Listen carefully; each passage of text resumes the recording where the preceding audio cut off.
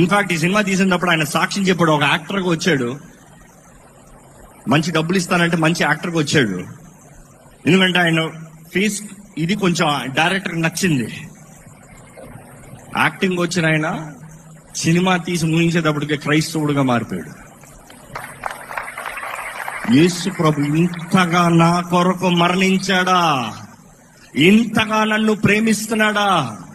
గత వారం చెప్పానంటే ఈ మూవీలో ఒక షాట్ లో కొరడా దెబ్బలు కొడతా ఉంటారు. ఉంది ఆ shot, just pull it back. ఆ కొరడా దెబ్బలు కొడతా ఉంటే చూడలేమండి. రక్తం చిందించి పడతా ఉంటే చూడలేమండి. ఆ దెబ్బలు కొట్టేటప్పుడంట ప్యాడ్లేసి మొత్తం మేకప్లు రాసి అట్లా కొడితే అట్లా రక్తం చిందేలాగా యాక్షన్. కానీ ఆయన చేయించింది రియలిస్టిక్ కి ఆ కొరడా షేప్ లో చేయించారు కాబట్టి కొంచెం గట్టిగానే ఉంది.